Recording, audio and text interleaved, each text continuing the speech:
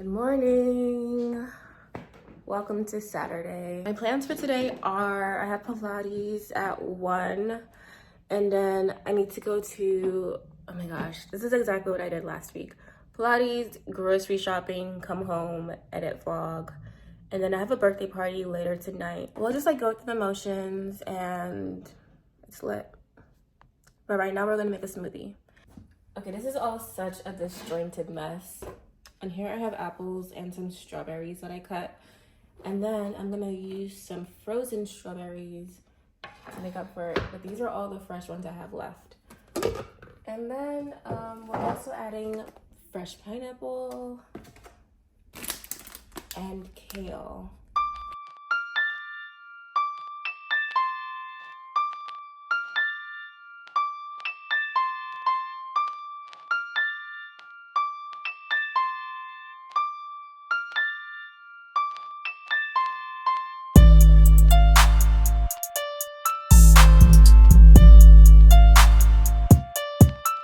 Smoothie is ready. I messed up a little bit though because I should have added banana or frozen mango. Like it's missing something. It tastes like it's missing something. I don't know why I do this, but I feel like if I wore a top to bed and I don't feel like changing, then it's fair game to work out in that top because I'm gonna do laundry anyway. So I am running so late for Pilates, but I'm still delusionally hoping that I get there on time. Gym mirror selfie moment. This is post Pilates. So I'm in my outside clothes.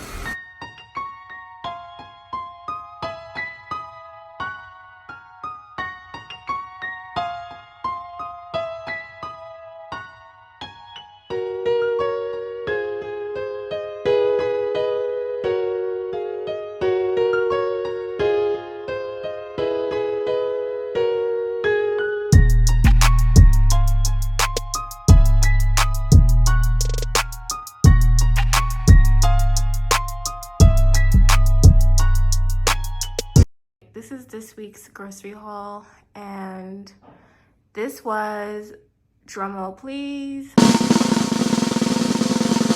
$93. That is so crazy, and this is less than I got from Trader Joe's last week, and that was $80. Whew, wow. But honestly, it was really my fault for buying this bacon because it seemed interesting. Like I'm expecting it to taste like the best bacon I've ever had. Sorry, it's awkward talking without being on camera. I was gonna buy cheese, but then like, I don't know if it's just me, but sometimes when I'm eating cheese or I have cheese, I just get disgusted by the process of making cheese and I get nauseous. But I will eat it in mac and cheese. I will eat a cheesy pasta. If I'm making like a cheesy meal, I'm gonna think about like the mold and the, I'm getting nauseous just talking about it. But that's why I didn't buy cheese. I was considering it, but I'm not really gonna use it outside of making a bacon, egg, and cheese sandwich. It's gonna get moldy and it's gonna get spoiled in my fridge, so like I don't need cheese. I decided to wash my hair before the party at 8 o'clock. It's currently 4 o'clock. I'm cutting it so close. I know that, but yeah, literally fuck it. I'm gonna make it like really quick and easy. I'm not gonna use Olaplex. Instead, I'm gonna use my Design Essentials products, and I'm gonna use this conditioner. Let me second. I'm not gonna deep condition for super long. I'm gonna deep condition for like 30 minutes max. I really want to get this to work for me, and I made a TikTok video about it, and people gave me tips on what I should do instead, and one of the things was I shouldn't deep condition for like hours. My hair needs to be super clean, so I'm also gonna use like a dime size amount of Dawn dish soap in my hair, just a dime size. I'm gonna play a Plague's Tale for about the rest of the time that I have left in my deep condition. I really like this game. It's not what I was expecting it to be. I don't know, it's interesting. It's a very interesting story. I'm almost done, that's the good news. It's like 7:10. Like I said, the party starts at 8, so I'm probably not gonna leave my apartment until earliest 8:30. I'm hoping that the blow dry at least will be done by 7:30, and then the flat iron Oh boy, I did the most. And my makeup is gonna take at least, I can do it in 20 minutes. Okay, maybe like latest 8:40. All right, I'm gonna get to work. All right, I'm done blow drying my hair. Wait, stop it right now. Is this a wet spot? I'm gonna kill myself. Oh.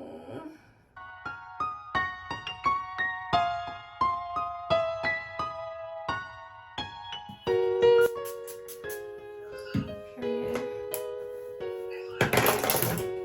Depending on the vibe tonight, we should try and take pictures. I'm almost done. I just need to go over like my hair in the front with my mini flat iron.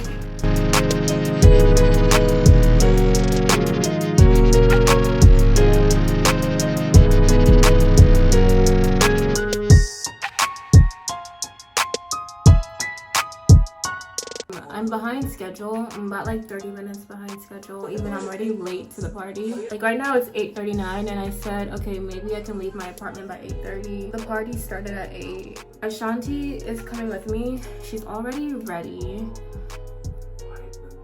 She's just waiting on me to be done. And it's my fault for deciding to do my hair 3 hours before the party started. Oh my god, this Nicki Minaj song playing. I have to let her go officially. You know, I was still trying to cling to the music, but there comes a certain point where the antics are just beyond. Like, I can't be blind to the antics anymore for the sake of the music. It's too much. Like, ma'am, what is going on, you know? And I never tried to defend her. I just decided to close my eyes to her personal life. But she literally won't let me. She won't let us. She's on Twitter every day ranting about this stuff. And it's like, bro, somebody needs to take her phone. I thought famous people had handlers that would take their phone and prevent stuff like this, but I guess she doesn't. So I don't know, but it's getting to be a lot. It's too much. And her talking about Megan's dead mother, baby, quit while you were ahead and you were already behind. It's just so disappointing. All right, now we're doing blush, and I'm using Yummy Skin Blurring Balm Powder Flushed from Vanessa Myricks. My favorite shade to use is Golden Hour. I just feel like it blends with my skin tone so well. I love this blush. I'm really getting into Miss Vanessa Myricks. The TikTok girlies love her, and I'm not like a big makeup girl, so I never really got the hype. And then I got this sample and I was like, oh wow, this shit like just melts into your skin, and it's so pigmented. I don't know if you guys are seeing this on camera, but like, I'm obsessed. And this blush has hyaluronic acid, vegan squalane, and oxalate in it. The oxalate absorbs excess oils and sweat, which is perfect because I have oily skin. And the squalane and hyaluronic acid helps to retain moisture and hydration. So it's makeup and skincare in one. I'm literally sold. Especially because I don't really like wearing makeup when I'm having active breakouts, or I still have like acne that I'm dealing with, because I feel like the makeup makes it worse. So the fact that this blush has so many skincare properties, I love that for me.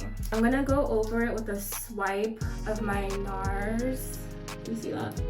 My NARS blush. This shade is Exhibit A. Love how pigmented this is. This is so good. All right. Everything is falling. And now I'm going to use my setting powder. I use Becca Cosmetics setting powder. They discontinued their setting powders. The entire company closed down in 2020. So I immediately went into a panic. I was like, oh my god, this is my favorite setting powder. What am I gonna do now? Like, how am I gonna, use setting powder? And I've tried other setting powders and they just suck. So I was really depressed about this company going out of business. But something told me check Amazon, and lo and behold, Amazon was selling Becca Cosmetics setting powders. So I bought 4. I have like 2 more of these left before I'm completely out. I don't know if they're still selling. I haven't checked if they're still selling it, but my favorite setting powder. I'm open to suggestions for new ones because clearly this one isn't sustainable. I won't have it forever. So I'm gonna eventually need to switch over to a new setting pattern. If anybody has any recommendations, like please share them with me. I'm so open to hearing them. Thank you. This is Charlotte Tilbury number 3 Intense, and this is Hourglass in the shade Mist, and that's what it looks like. It's like a pinkish, but it goes on really nicely. I was skeptical to buy this shade because this was not the shade that I was initially looking for, and it has grown on me. All right, time to see what my hair is giving after what has it been, like 30 minutes with this flexi rod. Oh, it's not bad, I'm optimistic. Before I do that, I'm gonna use this Gisou hair oil. I bought it at Sephora last month. To be completely honest, it has done nothing for my hair as far as humidity goes, because that's one of the claims that it makes, that it helps with humidity. But a hair oil is a hair oil, so at least it's gonna help keep my hair like shiny and moisturized. Everything's falling. Everything is falling. I think this works. This works for me. Bro, if I leave my apartment and my hair just like gets big and puffs up, if I leave my apartment and my hair just like gives me the middle finger, that might be my 13th reason. My outfits to go. The shoes I'm wearing are my Prada, like these big chunky pumps. I got my wine in the Uber. We're on the way to Ashanti's house. It's lit. Super late to the party, but I texted Erica if she was still there. She said yes, so I'm assuming that the party is still in full swing, so like, we should be fine.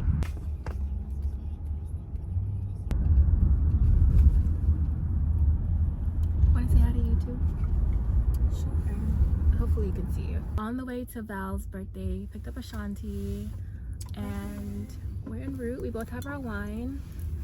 Gosh, got the goods. You're not wearing boots, are you? Oh. My feet are gonna be out. Okay, so we got to Val's apartment, and then we went into the wrong apartment unit that was also having a party. We walked in and they were all just like looking at us strange, just like why we're there. So now we're at the right place. This is...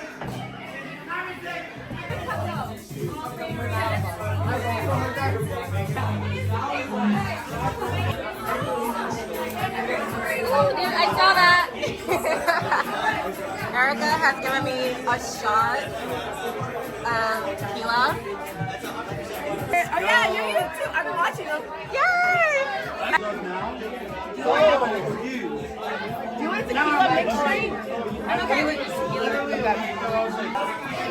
Gracias. Oh my gosh. The cake is so pretty. Who made it? Oh, this is so cute.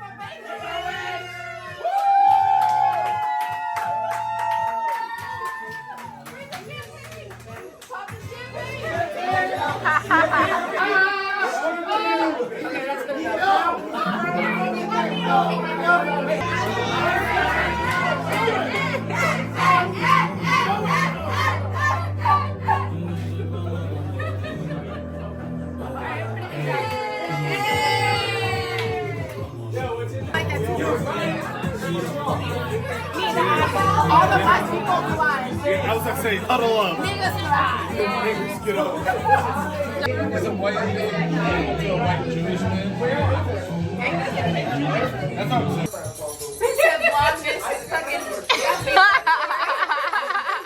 You become successful, but in the trenches, we were all it benefits them. I love him. The wine. He really is. Him and Idris all was in a photo together, and he washed Idris. Like, it was embarrassing. Watch him.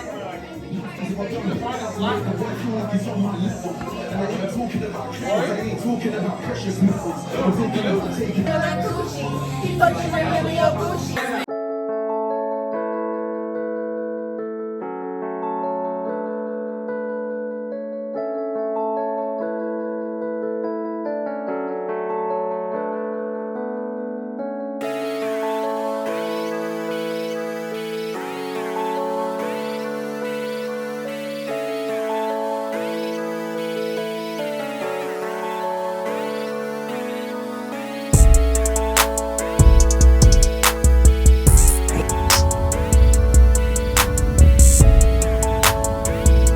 I'm on the way home and my Uber driver left me because I really had to pee.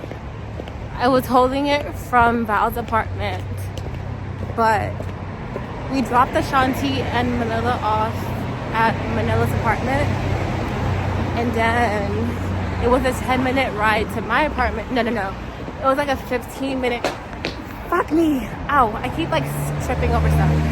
It was a 15-minute ride to my apartment, but I had like, I don't know, my bladder was just like really pressing.